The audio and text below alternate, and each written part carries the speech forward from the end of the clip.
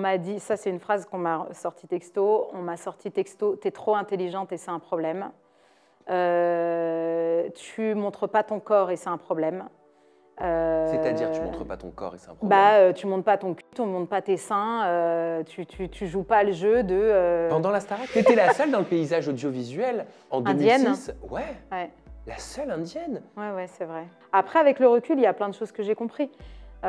Comprises, il y a, tu vois, sur les primes, on me lissait beaucoup les cheveux. Mais oui, effectivement, j'ai un gros volume de cheveux, ils sont bouclés, etc.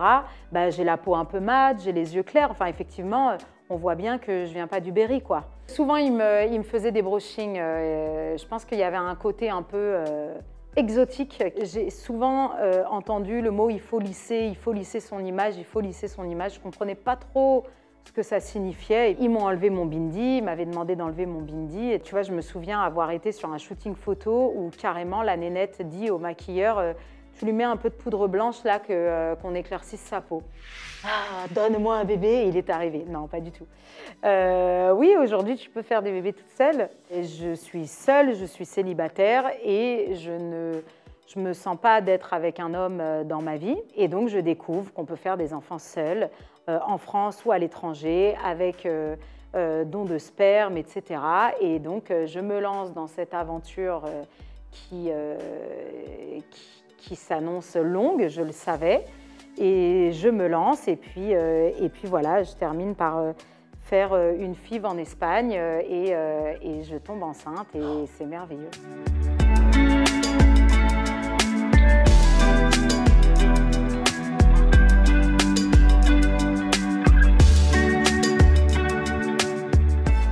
Bonjour Cynthia Brown. Salut Sam. Tu n'es pas toute seule. Non. Mais alors, c'est pour quand? Là, c'est pour la fin de l'année, c'est pour décembre. Ah oui, dis donc, Ouais. c'est beau le ventre d'une femme enceinte. Oui, hein. c'est beau. Vraiment. J'adore. Je l'arbore fièrement. Ah bah, pourquoi? Pourquoi? Alors déjà parce que je pense que je ne vais pas être enceinte encore beaucoup dans ma vie, donc j'ai envie de l'arborer. Et puis, mais c'est marrant parce que je vois que les regards sont très, très, très curieux en fait et parfois même jugeants, quoi. Ouais, des fois, je vois dans la rue, parce que je me balade vraiment comme ça dans la rue, même Ok. là alors qu'il fait froid. Et je vois les gens qui s'arrêtent en mode regarde, regarde, regarde. Et en fait, moi je sais pas, je trouve ça très beau, un ventre de femme enceinte. Je trouve ça très joli de l'arborer comme ça. Pour moi, c'est aussi joli qu'un ventre tout plat. Donc j'aime bien. Mais pourquoi des regards jugeants sur un Je ventre sais de femme pas. enceinte? Moi, je trouve Ça, ça tu juste sais, beau. Je ne sais pas ce que voient les gens sur une femme enceinte. Est-ce qu'ils voient la sexualité? Est-ce qu'ils voient quelque chose d'intime? Est-ce qu'ils voient...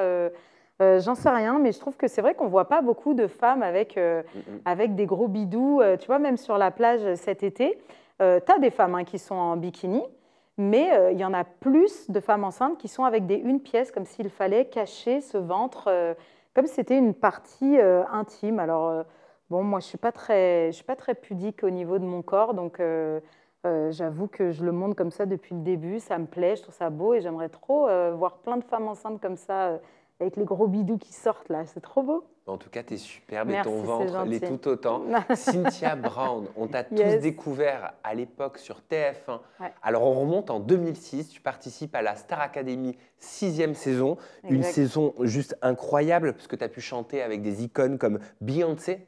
Quand même, on en Ouais. reparlera certainement dans quelques instants. Julio Iglesias, Fergie, les parrains de ta saison étaient Yannick Noah, Lionel Richie. Ouais. Et tu n'as pas changé. Il paraît.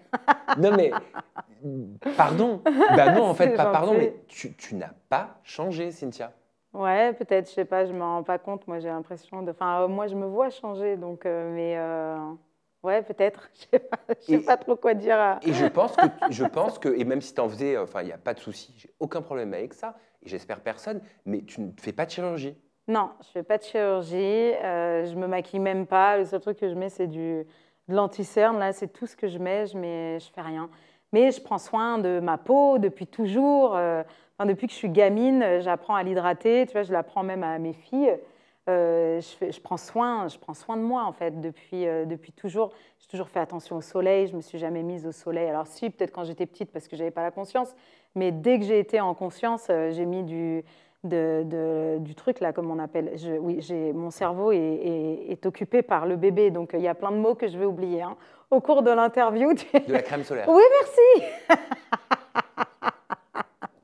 Je mets de la crème solaire, je m'hydrate donc avec des produits sains, hyper naturels, je bois beaucoup d'eau. Enfin, tu sais, j'ai toujours fait un peu attention à moi, donc je pense qu'il y a sûrement de la génétique, mais il y a aussi beaucoup de conscience en fait qui est mise là-dedans depuis toujours en fait. Qu'est-ce qui t'amène en 2006 à participer à la Star Academy, mis à part la passion que tu partageais avec ton père pour la musique, hein?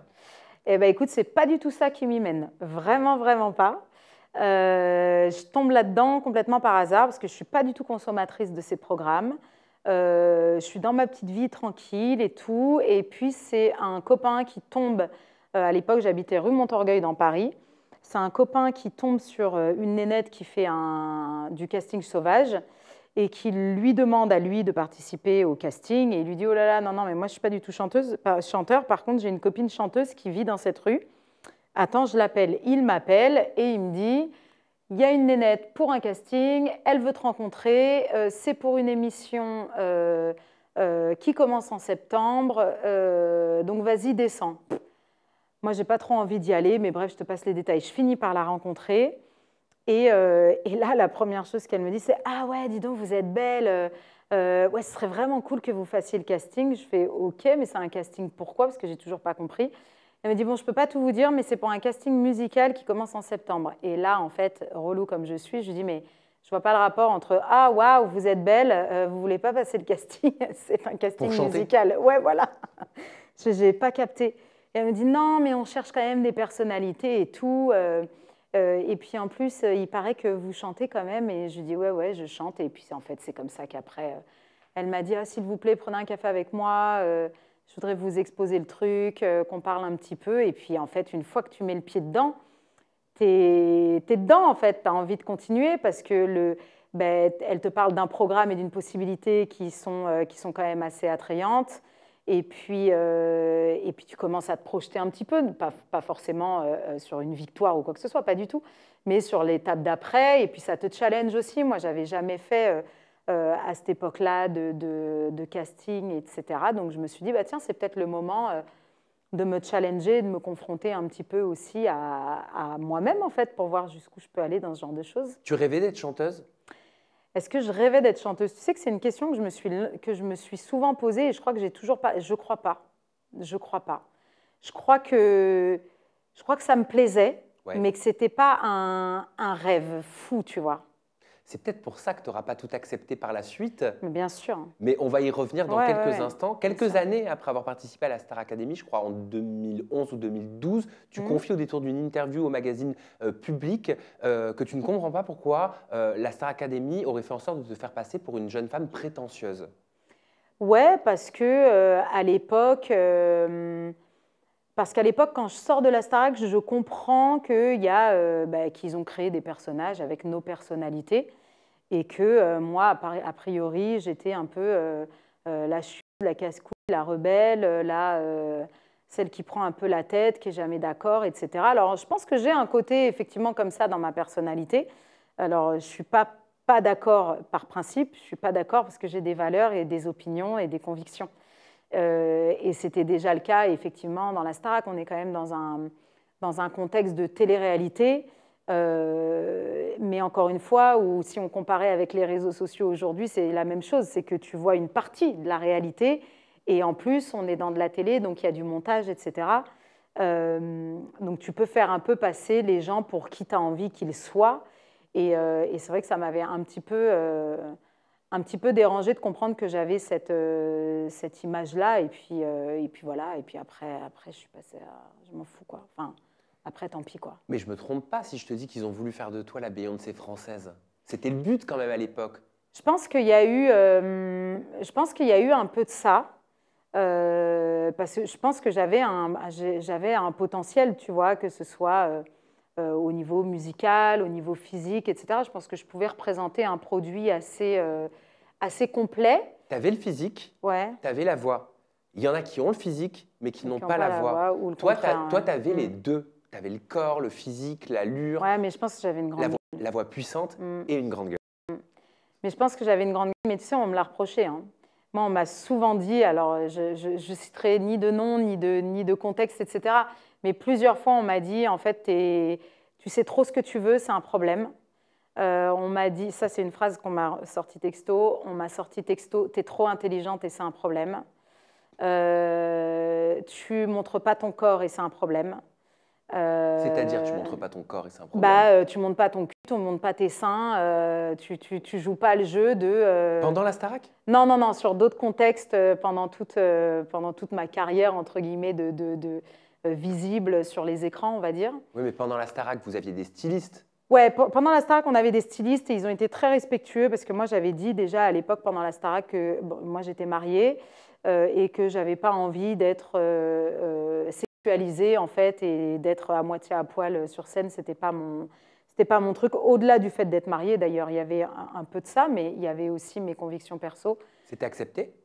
Ouais, ouais, franchement, ils ont respecté. Il y a une ou deux fois où ils ont tenté quand même, mais ça allait. Mon mari n'était pas trop d'accord, mais moi, j'étais OK. Donc, tant que moi, je suis OK, c'est bon. C'était quoi le maximum que tu pouvais accepter? Ou le minimum, sans mauvais jeu de mots? Non, mais tu vois, je voulais pas de juste au corps, genre string ou des choses trop décolletées. Et par exemple, sur le duo avec Julio, Kamel savait que je voulais pas de décolleté. Et donc, il m'a fait croire toute la semaine, parce qu'on fait des essais pendant la semaine, il m'a fait croire toute la semaine que la robe n'était pas prête.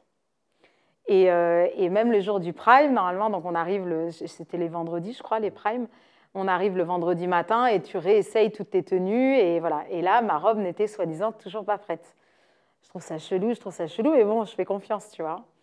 Et on arrive sur le prime, et la robe, elle est là. Non, elle est toujours pas là. Non, mais il faut que je la voie, s'il vous plaît. Non, elle est toujours pas là. Tu parles, elle était là depuis des lustres. Et en fait, il ne voulait pas me la montrer. Et donc, quand je sors de scène pour aller m'habiller pour le duo avec Julio, ça y est, la robe est arrivée, vite. Mais là, tu as 30 secondes pour t'habiller. Donc, ils me mettent la robe, je sens un truc hyper long, hyper rouge, hyper magnifique. Mais toi, tu es là, tu es dans ta concentration, tu vas chanter avec Julio, tu chauffes un peu ta voix, tu sais que tu as 1 minute pour te préparer, tu es en talons comme as et tout. Donc, je ne regardais pas ma tenue. C'est bon, tu peux y aller. Je cours dans les couloirs, j'arrive. Et il y avait une montée comme ça. Et sur la montée, il y a un miroir.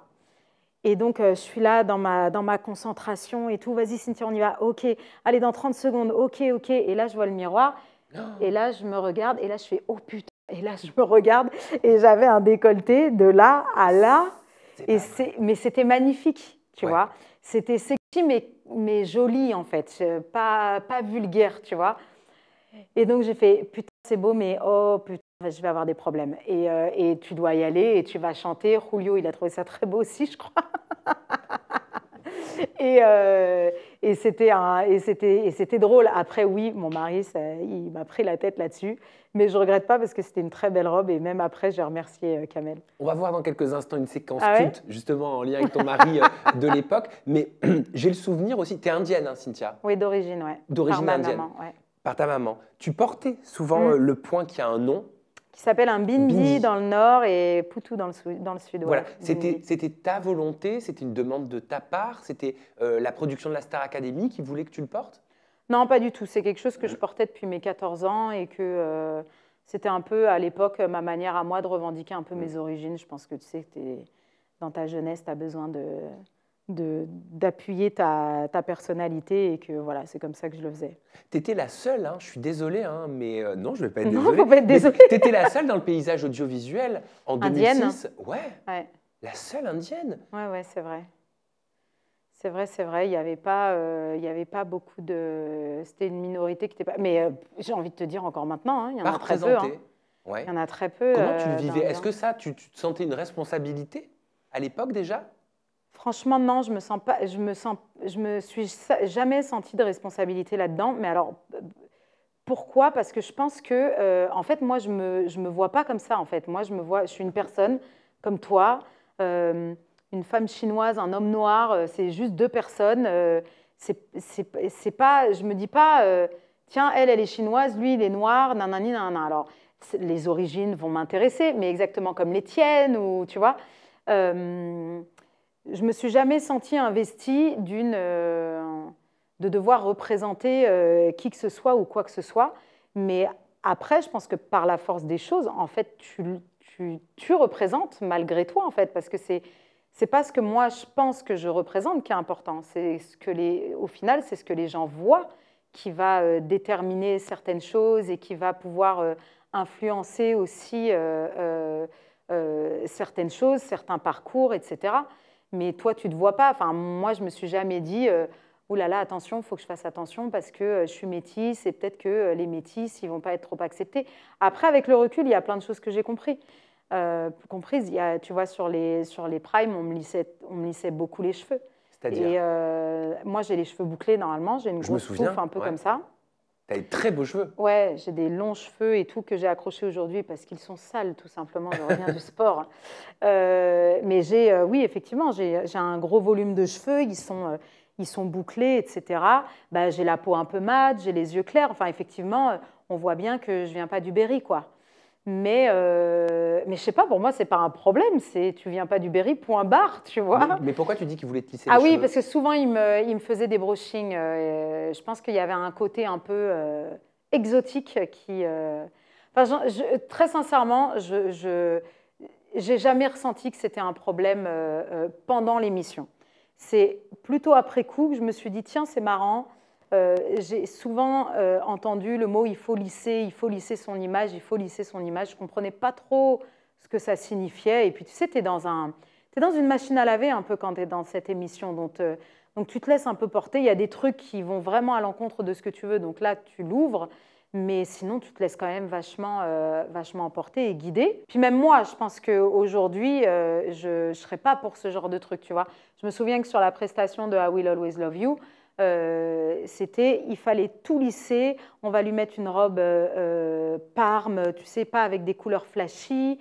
On va lui lisser les cheveux. D'ailleurs, j'ai une coupe immonde où ils m'ont fait des bouclettes, là, mais pas des bouclettes, tu sais, des bouclettes à l'anglaise, là. Enfin, je sais même pas comment ça s'appelle, mais c'est horrible. Des anglaises. Ouais, voilà, des anglaises, des trucs. Ils m'ont enlevé mon bindi, ils m'avaient demandé d'enlever mon bindi, etc. Bon, c'est la seule fois, hein. Oui, c'est vrai qu'il y avait un peu ce côté. Il y a plusieurs fois où j'ai entendu il faut lisser l'image. Je t'avoue qu'à l'époque, je ne savais pas ce que c'était et que voilà. Mais est-ce qu'il fallait lisser ton image ou est-ce qu'il fallait lisser tes origines? Ça, je ne sais pas. Franchement, j'en sais rien. Et avec le recul? Avec le recul, sur l'émission, j'ai pas de réminiscence de trucs comme ça, franchement. Par contre, plus tard, après, il y a eu quelques incidents. Tu vois, je me souviens avoir été sur un shooting photo où carrément la nénette dit au maquilleur tu lui mets un peu de poudre blanche là qu'on éclaircisse sa peau. Alors là, j'étais là, pas du tout en fait. Non, on n'éclaircit pas ma peau. Si je ne te conviens pas, je pars, il n'y a pas de problème. Des filles plus blanches, il y en a plein. Donc prends quelqu'un d'autre en fait, tu vois. Mais honnêtement, sur la Starac, c'est pas, je ne l'ai pas véritablement ressenti, franchement. Pourquoi tu n'as pas fait une carrière musicale à la Beyoncé française? On le disait tout à l'heure, c'était comme ça que tu étais vendue à l'époque dans les magazines.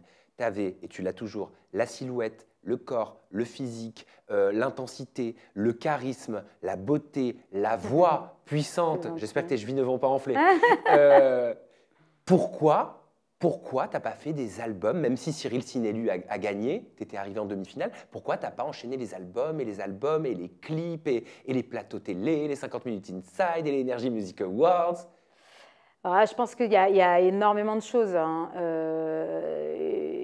en réponse à cette question. Je pense que la première, je te dis, le côté un peu grande gueule, je pense que ça posait des problèmes. Et quand je dis grande gueule, c'est pas que je l'ouvre pour rien, c'est que j'ai des convictions. J'ai toujours eu des convictions, des valeurs qui sont très ancrées, qui sont très profondes et très fortes. Et en fait, il y a toute une partie de sacrifice et de compromis qui devait être fait pour atteindre une carrière et je n'étais pas du tout prête à faire ça en fait. Quel sacrifice? Quel sacrifice? Pour te donner des exemples, moi je sors de la Starac, on m'a dit il faudrait arrêter de dire que tu es mariée et que tu as un enfant. Parce qu'à l'époque j'avais déjà ma grande fille. Et ça, pour moi, je ne comprends pas en fait. Pour moi, mais ça ne rentre même pas en fait dans mon cerveau. Je ne comprends pas. Pourquoi tu ne dis pas que tu es mariée et que tu as un enfant? C'est pas sale, c'est pas moche, j'ai rien volé, j'ai rien… tu vois, et ce type de sacrifice, moi, je n'étais pas capable de les faire en fait. C'était non tout de suite. Et je le disais. J'essayais même pas, en fait, moi, quand on m'a dit, oui, il faut arrêter de dire que tu es mariée et que tu as un enfant, je disais, alors du coup, je vais le dire encore plus fort. Je suis mariée, j'ai un enfant.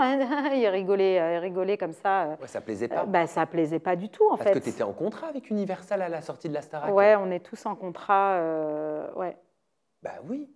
Mais oui, mais un contrat, tu sais, ça se casse. Hein. Ils ne sont pas obligés de l'honorer, moi non plus. Ouais, mais j'imagine que vous étiez en discussion pour faire un album, pour faire quelque chose de grand. Oui. Surtout que moi, j'avais des jolies idées, j'avais des envies, tu vois, mais pas à n'importe quel prix. Tu voulais pas faire de la pop, tu voulais pas faire du commercial, tu voulais pas être la jolie jeune femme sexualisée Non, ça, non.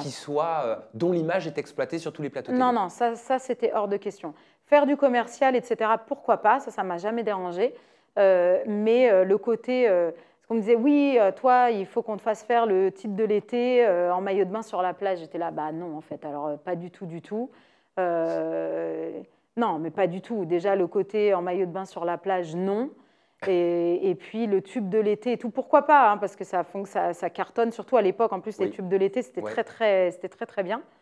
Mais non, le côté, en fait, tout manipuler et rentrer sur un marché avec une certaine image et t'inquiète pas, dans 4-5 ans, tu pourras faire ce que tu veux.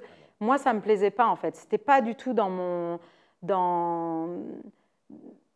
ma conception des choses. Je ne dis pas qu'il ne faut pas le faire. Chacun vraiment a son chemin. Je respecte les artistes tous dans leur réussite, dans leur parcours.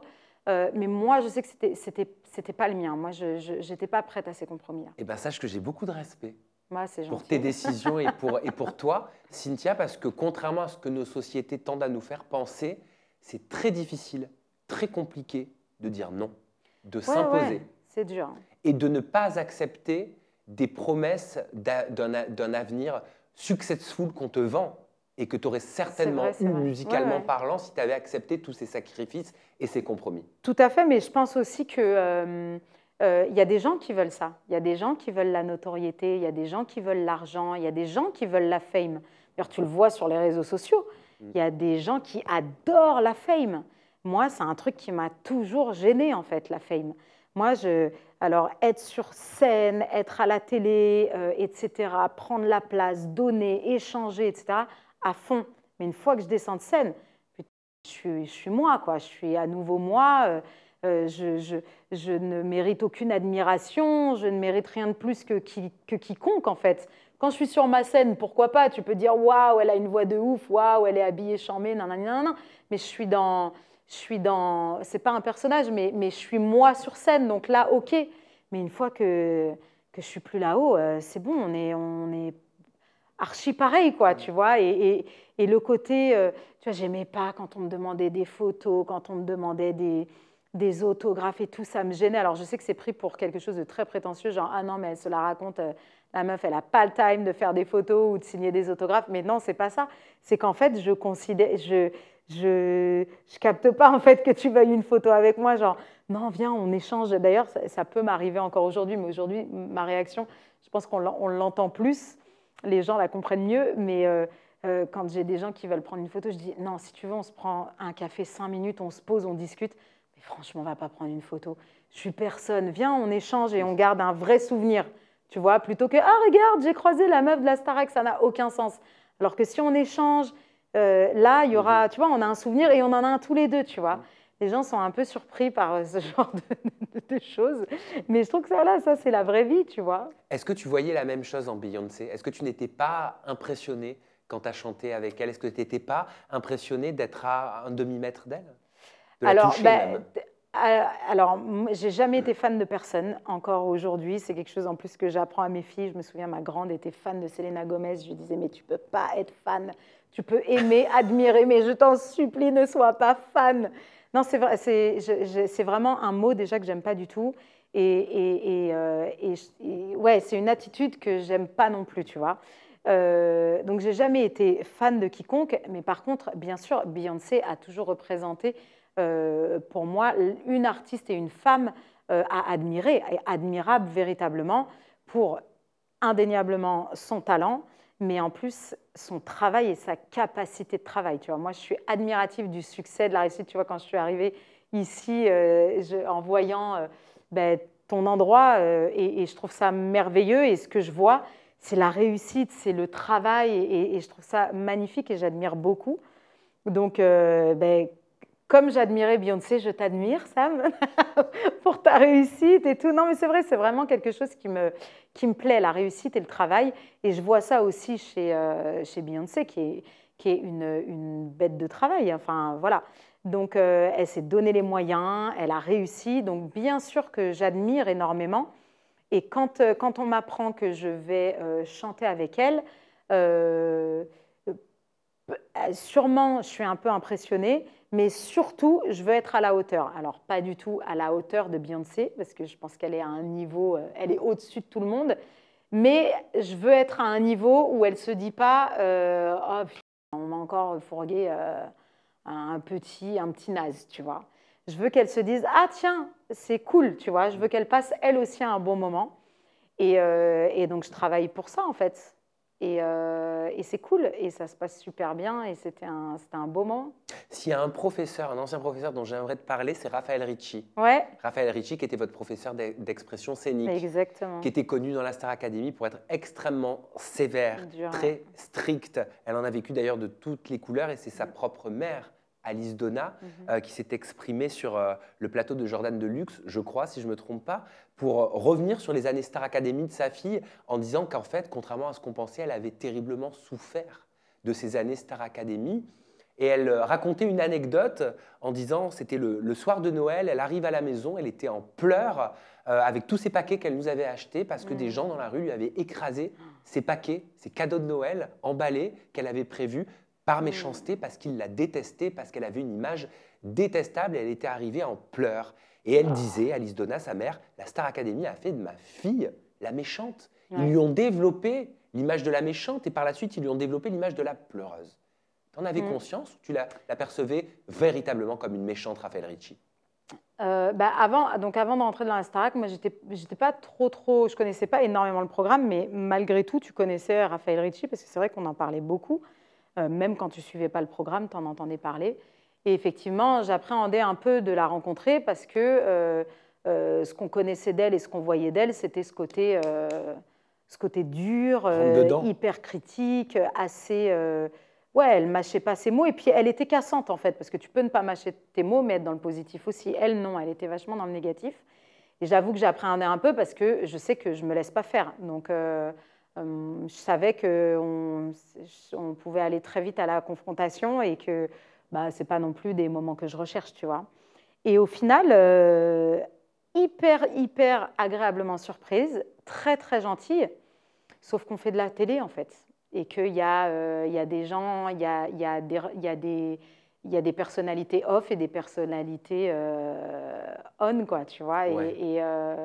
Et ça change tout. Et c'est vrai que c'est déjà arrivé qu'on te dise off caméra quelque chose de très gentil ou de très bienveillant, et qu'on te dise, bon, par contre, quand il y a les caméras, je vais te le dire un peu sur un autre ton, mais t'inquiète. Hein. Donc voilà, après, tu fais de la télé, tu joues un peu le jeu, ou pas, ou ça t'énerve pas, mais bon, tu sais aussi que tu es dans une émission de télé-réalité et que parfois, il faut jouer un peu le jeu. Après, j'ai jamais eu des conversations véritablement avec Rafi, hein, donc je parle uniquement de ce que moi j'ai vécu. Mais oui, je pense qu'elle jouait un personnage. C'est ce qu'on lui avait demandé. Et ça a fonctionné. Tu vas être maman de 3 enfants. Oui. Donc là, c'est le 3e. C'est le troisième. Que t'attends. Tu dis pas si c'est un garçon ou une fille. Non. C'est le bébé. C'est le bébé. C'est le bébé. T'appréhendes comment cette nouvelle vie avec 3 enfants?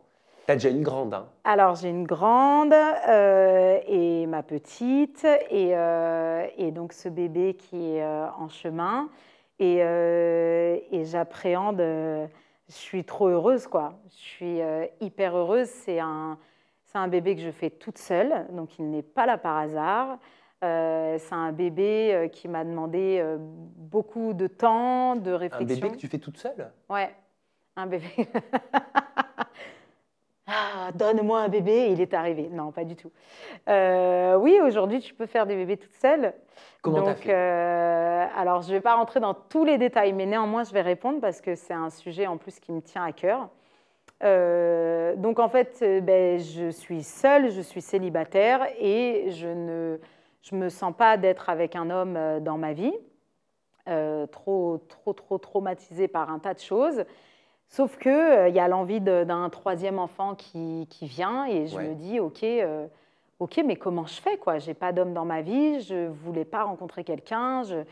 C'était un peu compliqué. Et au moment où j'étais presque à renoncer à ce troisième enfant, je découvre qu'il y a la possibilité de faire des enfants toute seule. Alors, je sais, ça paraît con, mais il y a 3 ans, je ne le savais pas. La PMA? Exactement, la PMA, donc procréation médicalement assistée, merci. Et donc, je découvre qu'on peut faire des enfants seuls, en France ou à l'étranger, avec don de sperme, etc. Et donc, je me lance dans cette aventure qui s'annonce longue, je le savais. Et je me lance, et puis voilà, je termine par faire une FIV en Espagne et je tombe enceinte et c'est merveilleux. Mais ça a pris combien de temps avant justement que ton ventre il soit jusque-là? Alors, comme c'est la deuxième grossesse, il est sorti assez vite. Ça fait peut-être 4 mois déjà que je me trimballe avec ce gros ventre dont je suis très fière. Mais oui, sur une deuxième grossesse, le ventre s'épanouit beaucoup plus vite. C'est, comment dire, c'est une décision, comment tu la qualifierais? C'est un choix couillu, c'est un choix courageux, c'est un choix légitime, juste normal, c'est un choix de femme, c'est un choix tout court? Parce que, c'est intéressant comme question. Bah ouais, parce qu'on évolue dans un monde où on ne nous apprend pas à faire ces choix-là. Non, on ne nous apprend pas du tout à faire ces choix-là. Et au contraire, aujourd'hui, même faire un enfant toute seule, c'est presque un échec. Ouais, c'est perçu en tout cas. Ouais, c'est perçu comme un échec. C'est genre, ah ouais, la meuf, ça veut dire qu'elle est arrivée vers ses 40 piges, elle n'a pas de mec, personne ne veut d'elle. Et en fait, c'est archi faux. Aujourd'hui, il y a des nénettes de 30 ans qui veulent faire des enfants seules. Et je pense qu'en fait, ça correspond à une histoire de vie. C'est pas un échec, c'est une histoire de vie. C'est une histoire de vie qui te mène à un moment donné où tu te dis, je veux un enfant, mais je veux pas d'homme dans ma vie, en fait. Et ça n'a rien de triste, ça n'a rien de féministe ou de rebelle ou quoi que ce soit. C'est juste un choix de vie. Et la vie, la science font que c'est possible pour nous. Et c'est vrai que quand je me suis rendu compte que je pouvais avoir un enfant sans avoir un homme dans ma vie, mais ça a été une libération émotionnelle, en fait, parce que je me suis dit, OK, je vais pouvoir le faire, cet enfant. Parce que quand tu as envie d'un enfant, alors je pense que c'est aussi très, très puissant quand tu es un homme, mais quand tu es une femme, on a le corps fait pour ça. Donc, oui. Tu vois, hormonalement, physiologiquement, c'est dans nos hormones. Tous les mois, on est prête pour ça, en fait, tu vois. Ouais. Depuis notre adolescence, qu'on en veuille ou qu'on n'en veuille pas. Mais quand on veut, c'est viscéral, vraiment. Donc, quand tu dois renoncer, c'est extrêmement douloureux pour une femme de renoncer à avoir un bébé. Et ça a été une décision évidente ou elle a eu lieu, un cheminement? Non, ça a été évident. En fait, j'ai cru qu'il fallait renoncer parce que je n'avais pas d'homme dans ma vie et que j'en voulais pas. Et comme la vie fait bien les choses, elle m'envoie sur mon chemin une copine que je n'avais pas vue depuis longtemps, qui est enceinte. Et à un moment donné, dans le déjeuner, je lui dis, mais et alors, tu es toujours avec le papa? Enfin, comment ça se passe? Où est le papa? Et c'est là qu'elle me dit, je le fais toute seule. Je fais, comment ça, tu le fais toute seule? Elle m'explique. Et là, je dis, OK, bah, merci, parce que tu viens de me donner ma solution. Et c'est comme ça que j'ai su que j'allais faire un bébé toute seule. Donc après, je me renseigne, je fais mes recherches, etc., et je me lance. Mais quand j'ai compris que c'était possible et que j'avais cette amie-là qui concrètement portait son enfant qu'elle avait eu seule, j'ai dit, OK, c'est bon, c'est mon chemin aussi. Et c'est comme ça que je me suis lancée. Donc, c'est un choix. Est-ce que c'est courageux? J'en sais rien. Pour moi, ce n'est pas plus courageux que de... Alors oui, ça implique, quand tu es seul, c'est vrai que ça implique d'autres choses. Tu gères tout seul, les finances, l'organisation, les problèmes, tes propres émotions. Il n'y a personne pour te câliner le soir, il n'y a personne pour te faire à manger, il n'y a personne pour organiser, j'en sais rien moi, la sortie des classes des enfants ou des trucs comme ça. OK. Mais en fait, pour moi, il faut être prête quand je me lance là-dedans, je le sais tout ça. Donc, je le sais, je le fais en connaissance de cause et en disant, OK, je suis capable de le faire. Et je travaille mon mindset, en fait. Je travaille mon mental, je travaille... moi, je suis dans le développement personnel depuis plus de 10 ans maintenant. J'ai fait une formation, etc. Et c'est quelque chose qui m'accompagne tous les jours. C'est vraiment le développement personnel qui m'a permis d'être la femme que je suis aujourd'hui, de me sortir de situations complexes, etc. Et aujourd'hui, j'ai une assurance que je n'avais pas à l'époque et qui m'a permis de faire ce choix, de faire cet enfant seul de manière sereine, en fait, en sachant qu'il allait avoir tout un panel de problèmes, mais en vérité, c'est exactement le même panel de problèmes qu'avec un mec. Il y en a qui vont être peut-être un peu plus difficiles à gérer, mais il y en a qui le seront moins, et notamment la charge mentale de ne pas avoir un mec, quoi. Et côté logistique, côté organisation, parce que j'imagine que ça fait partie quand même de cette décision, de ce choix, comment ça se passe? Est-ce que c'est toi qui choisis le papa? Est-ce que tu connais le géniteur? Est-ce que tu choisis le géniteur? Est-ce qu'il y a des critères particuliers? J'en ai parlé récemment en interview avec Mathieu Séchin. Je ne sais pas si tu connais. Je connais pas. Qui avait participé, qui avait fait L'amour est dans le pré. D'accord. Au niveau de son orientation, il est homo. Et il a fait en tant que papa solo, c'était son rêve, un enfant tout seul en Colombie. Donc lui, il a dû faire une GPA, du coup. Une GPA, exactement. C'est différent. Oui. Ah. Oui, la GPA, tu fais porter ton enfant par une femme qui le peut, notamment dans les couples gays. Ils sont obligés de faire appel à des femmes, à des mères porteuses, en fait. Et du coup, alors là, ça se passe carrément, effectivement, sur le continent américain, parce que c'est pas... alors, je crois que c'est légal en Belgique, mais c'est beaucoup plus compliqué sur le sol européen. Mais par contre, du coup, j'ai oublié ta question. Est-ce que tu choisis le géniteur? Est-ce que c'est tout un système compliqué? Déjà, je te remercie de ne pas d'avoir rectifié et de ne pas dire papa. Et effectivement, et c'est même pas géniteur, c'est donneur. Donneur. Parce qu'en fait, ce sont vraiment des gens, des hommes qui donnent leurs gamètes, c'est de manière complètement anonyme. Alors ça fonctionne de différentes manières dans les différents pays. En France, c'est anonyme, mais l'enfant a le droit d'accéder aux informations des donneurs à leur majorité. Ça, c'est une loi qui est passée il n'y a pas très très longtemps, qui pose d'ailleurs un peu problème parce qu'il y a des hommes qui veulent donner sans que l'on puisse jamais revenir jusqu'à eux, en fait. Donc voilà. Et par exemple, en Espagne, où moi je l'ai fait, tu n'as jamais accès aux informations. Et non, tu ne choisis pas. Donc au Danemark, tu peux choisir. Tu choisis tout. La couleur des yeux, le poids, la taille, tu as énormément d'informations. Et en France, non, en Espagne, tu choisis rien. C'est eux qui choisissent, soit en fonction du partenaire de la receveuse, donc de la future maman, soit en fonction de la maman, donc sur ses critères physiques à elle. Ah, donc tu donnes quand même des critères physiques? Ils prennent les critères physiques qu'ils voient chez toi. Ah, chez toi, d'accord. Ouais. Mais ça veut dire, pardon, je parle simplement, non, mais que quelque part, au moment de la naissance, on a toujours une surprise. Ouais. Mais là, tu auras une surprise qui est un petit peu plus grande, dans le sens où tu ne connais pas sa génétique. Oui, c'est vrai. C'est vrai, et je pense que ça fait partie des questions, je pense, que les futures mamans se posent. Et ça fait partie des questions que je me suis posées, mais en fait, j'ai eu la chance d'avoir déjà un premier enfant, et en fait, je me suis souvenue quand je portais ma fille que je l'avais imaginée de 1000 façons, et qu'elle est sortie de la 1001e façon, tu vois. Et du coup, je me suis dit, mais en fait, ton enfant, tu peux jamais l'imaginer, tu sais jamais comment il sort, tu sais jamais ni à quoi il va ressembler, ni quelle personnalité il va avoir. Alors oui, bien sûr, après coup, tu peux dire, tiens, tu as les yeux de maman, le nez de papa, etc.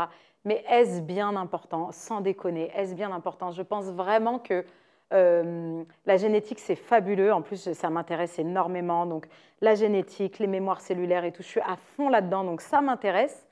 Mais je pense qu'il y a un truc qui est encore plus fort que tout ça, c'est l'amour, l'envie, et qu'il y a toujours, quand les intentions sont belles, il n'y a rien qui pose problème en fait. Et que moi, cet enfant, quand il me posera les questions de où il vient, il le saura, d'ailleurs il le sait déjà, je lui en parle déjà, il n'y a rien de tabou, et son histoire, je trouve que elle est magnifique, quoi. Tu as une maman qui te voulait absolument, qu'elle a pris, qu'elle a tout fait, et ça coûte du temps, de l'argent, de l'énergie, qu'elle a tout fait pour t'avoir, quoi. Et je trouve ça, waouh, je trouve ça beau, en fait, tu vois. Tu es hyper ouverte, hyper spirituelle. Hein. Ouais. C'est même au-delà de la spiritualité, tu as une ouverture, un chakra, je ne sais pas si je peux me permettre de dire ça, mais qui est très ouvert et tu vois, tu as certainement une sensibilité où tu comprends et vois des choses que d'autres ne comprennent pas et ne voient pas. Et je pense que c'est de toujours que tu as ça. Alors, ouais, ben, merci déjà, parce que j'aime bien, c'est gentil. Je pense qu'il y a, je ne sais pas d'où ça me vient, effectivement, mais je pense que j'ai une espèce de connexion, effectivement, avec moi-même. J'en ai pas du tout toujours été consciente, mais si je refais un peu mon parcours en arrière, parfois je me dis, tiens, tu vois, déjà là, tu avais une espèce d'instinct qui t'a sorti de telle situation, etc. Et toujours par le même process. C'est-à-dire qu'à un moment donné, je sais que… alors, je suis tombée des fois très, très bas et je me suis rattrapée à la dernière minute, tu vois, mais il y a un peu ce truc, je crois, à un moment donné où, OK, là, c'est moi ou les autres et il faut que ce soit moi, en fait, tu vois. Et que, à l'époque, j'attendais d'être au bord du gouffre pour faire ce choix-là. Aujourd'hui, c'est moi tout le temps, tout le temps, tout le temps, tous les jours, chaque seconde, quoi. Tu t'écoutes, tu t'écoutes, Ah tu ouais. t'écoutes, et ce n'est pas de l'égoïsme. Ah non, mais ce n'est pas de l'égoïsme. En développement personnel, on appelle ça de l'égoïsme sain. Oui. Et en fait, c'est vrai que quand j'ai fait ma formation en développement personnel en 2012, ça a chamboulé ma vie véritablement, cette formation. Parce que donc, moi, je me formais pour devenir coach en développement personnel, donc coach de vie. Mais pendant toute la formation, tu reçois toi-même un coaching. Donc, tu es accompagné par un coach et tout. Et ça m'a bouleversée. Donc, je voulais à l'époque complètement arrêter la musique et finalement, à la suite de ce coaching, j'ai rencontré un nouveau manager, un nouveau producteur. J'ai commencé à travailler sur Énergie 12. J'ai divorcé et tout ça en 3 mois. C'est énorme. C'est beaucoup, beaucoup. Ta vie a changé en 3 mois. Ma vie a changé. Et c'est vraiment grâce au développement personnel parce qu'en fait, ça a remis les points sur les i et puis ça a reconstruit le puzzle où j'ai pu voir les choses et puis j'ai pu prendre des décisions, etc. etc. Et puis, j'ai plus jamais arrêté de grandir et d'aller dans ce sens, en fait. Et c'est vrai que aujourd'hui, j'accompagne énormément de femmes. Le développement personnel, c'est quelque chose que je vis au quotidien. Moi, entre-temps, je suis devenue aussi coach sportive. Donc, je donne des cours de cycling, donc c'est du vélo dans le noir et tout, musique à balles, à Paris. Et dans mes cours, ils sont très particuliers parce que j'infuse vraiment cette touche de développement personnel aux gens qui sont dans ma salle. Et que, tu vois, bah, là encore ce midi, j'étais en cours ce midi, bah, il y a une cliente qui est venue me voir en me disant, tu sais, je suis venue toute la semaine parce que dès lundi, tu m'as fait pleurer. Et en fait, là, tous les jours, il se passe un nouveau truc, c'est un truc de fou. J'ai l'impression de devenir une autre personne et tout. Et tu vois, moi, ça, c'est j'adore ça, quoi. Changer la vie des gens en leur donnant les outils pour qu'eux le fassent. Hein. Ce n'est pas moi qui le fais, mais pour moi, ça, c'est un bonheur total. Tu évoquais 2012, le MAG, Énergie 12. Ouais. Tu vois, c'est peut-être pas fait exprès. T'en gardes un bon souvenir? Parce que c'est vrai que tu avais même, fut un temps, été la co-animatrice de Mathieu Delormeau. C'est vrai, c'est vrai. Pardon, je bois. Tu as besoin de t'hydrater après cette question. Est-ce que j'en garde un bon souvenir? Oui, franchement, je garde un bon souvenir dans la mesure où on se marrait bien. J'ai rencontré des gens sympathiques, etc. Après, je pense que ce n'était pas du tout mon univers, mais que l'expérience de la télé, etc., c'était de présenter, en fait, quand je dis la télé, parce que j'avais fait la Starac avant, mais de présenter, etc. C'était assez chouette. Après, c'est vrai que la télé-réalité, c'est tellement pas mon truc que je me sentais pas complètement à ma place, tu vois. Mais on se marrait bien. Après, il y a eu plein d'histoires. Le mag, c'était un... C'était un... C'était la période IM s'en va, IM Ah ouais. revient, IM s'en va, IM revient, IM se dispute avec Mathieu, Caro, Mathieu se dispute ah ouais, avec ouais, non, mais Caroline Receveur. Ouais. C'était dingue. Et moi, j'étais à des années-lumière de tout ça. Donc, c'était un peu rigolo. Je me sentais un peu comme un petit ovni. Mais, c'était chouette, tu vois. C'était une période sympa. C'est vrai que tu fais du développement Oui. personnel, tu es coach de vie, on peut dire ça comme ça, Oui, oui. mais aussi en lien avec le sport, comme tu viens de nous l'expliquer. Tu proposes aussi des formations, des coachings, notamment les 12 commandements de femmes confiantes ou encore Mental d'acier pour une PMA solo. Exactement. Tu nous en parlais. Tu en as fait une formation? Ouais, en fait, là, j'en ai fait. Alors, j'appellerais pas ça formation, j'appelle ça programme. Ok. Pour aider les femmes justement à se lancer dans la PMA avec un mental d'acier. Pourquoi? Parce que se lancer dans la PMA solo, c'est une aventure déjà sur du long terme. Alors, il y a des femmes pour qui ça va réussir tout de suite et tant mieux. Et ça, c'est génial. Mais on ne va pas se mentir, la plupart du temps, c'est assez long dans la durée. Donc, il faut vraiment avoir les outils mentaux pour y arriver. Et donc, il faut avoir déjà une certaine confiance parce que tu vas être aussi confronté au regard des autres. Tu vas être confronté à ta propre culpabilité. Tu vois, les femmes qui se lancent un peu là-dedans, c'est ah oui, mais comment je vais faire? Est-ce que c'est pas égoïste de ne pas donner un papa à mon bébé? D'ailleurs, la plupart des gens qui viennent verser leur fiel un petit peu sur les réseaux sociaux, ça va être ça, du genre ah mais quel choix égoïste de faire un bébé sans lui donner de papa. Ouais, regarde ta life et puis après viens parler avec moi, tu vois, mais laisse-moi tranquille. Mais voilà, en fait, c'est un programme que je veux avec donc ces 4 masterclass qui se font en visio.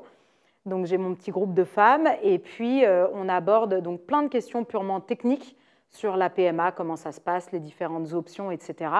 Et puis surtout, je veux leur donner tout le bagage nécessaire pour qu'elles puissent avancer, se lancer et avancer dans cette aventure de manière complètement sereine et avec confiance. Parce que si tu n'as pas confiance en toi là-dedans, au moindre truc, tu t'effondres en fait. Et c'est dur parce que, comme je t'ai dit, si tu en es arrivé là, c'est que tu as un besoin viscéral. Donc le moindre échec peut être très douloureux à vivre. Si tu n'es pas bien entouré, ça peut être encore plus compliqué. Si tu culpabilises, c'est encore plus compliqué. Si tu souffres du regard des autres, etc. Et voilà, il peut y avoir énormément de complications et du coup, des femmes qui ne se lanceraient pas. Et pour le vivre, je trouve ça trop dommage, quoi. Il faut se lancer, il faut aller au bout de son rêve et de son envie. Et je veux vraiment accompagner les femmes là-dedans. Et enfin, j'ai envie de te poser quand même une question sur le comeback de la Star Academy. Comment tu as réagi quand tu as su l'année dernière que ça revenait sur TF1? Alors, je t'avoue qu'on l'avait pressenti parce qu'on avait tourné les 20 ans de la Starac, je crois que c'était 1 an avant. Exact. Et on l'a senti.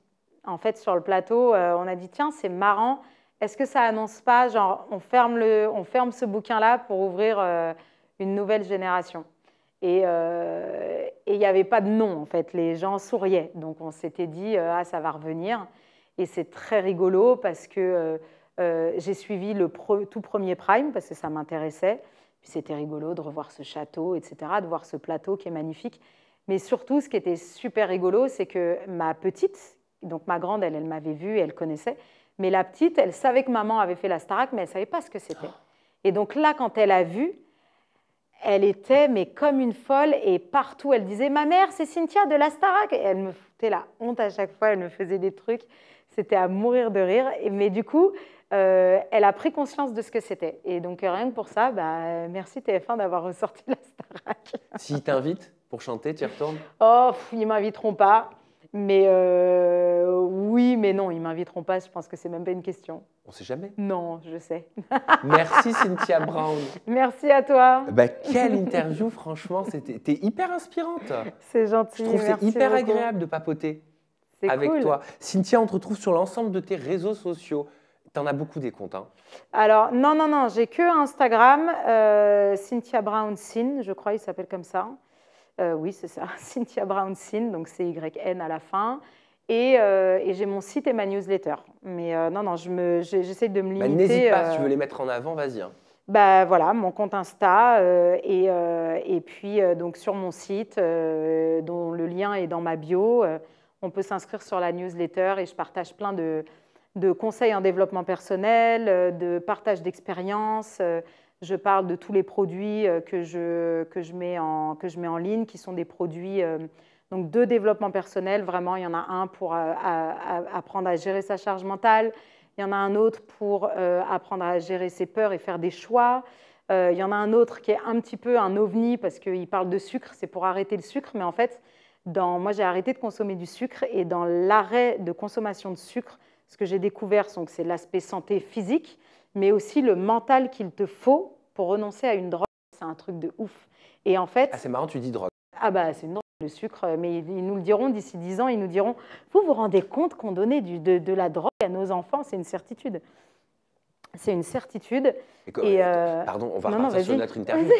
Je sais parce que j'ai essayé, j'ai réussi à arrêter le sucre 2 mois. Ah, c'est bien. Ouais, mais après, il y en a partout. Donc tu te retrouves au supermarché à regarder derrière de la truite ou du saumon, 0,3 g de sucre. Non, mais je pense qu'il ne faut pas rentrer non plus là-dedans, tu vois. Une fois que tu as compris le sucre et que tu as pu t'arrêter à un moment donné, etc., alors soit tu es hyper drastique et tu arrêtes complètement. Donc plus de gâteau, plus de sucre dans le café. Ouais, voilà. Ah ben non, tout ça, non. Tout ça, tu ne prends pas. Alors, moi, je suis une gourmande et j'aime pas la contrainte, etc.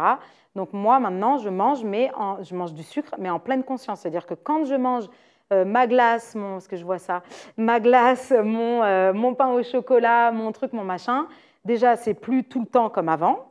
Et c'est quand j'en ai vraiment envie. C'est est-ce que j'en ai vraiment envie ou est-ce que là, je bouffe mes émotions et du coup, je vais le regretter la seconde d'après?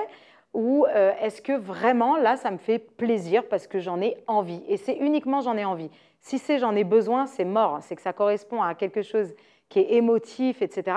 Et là, je ne veux pas parce que là, je rentre dans quelque chose où je perds le contrôle. Et moi, j'aime, et c'est aussi ce que je transmets dans mes coachings, etc., c'est de prendre sa part de responsabilité et prendre le contrôle là où tu peux. Il y a trop de choses qu'on ne contrôle pas dans la vie. Il y a des milliers de paramètres. Mais là où tu peux, quand tu prends le contrôle, ça te donne une certaine puissance et tu ne subis plus les choses. Tu restes acteur et actrice de ta vie, quoi. Et c'est puissant. Merci Cynthia. Merci à toi, Sam. Merci beaucoup. Merci beaucoup. À vous de nous avoir regardés. Alors on se retrouve très prochainement avec une nouvelle personnalité et toujours des confidences en toute intimité. Prenez bien soin de vous et des gens que vous aimez. Et attention au sucre. Ciao, ciao.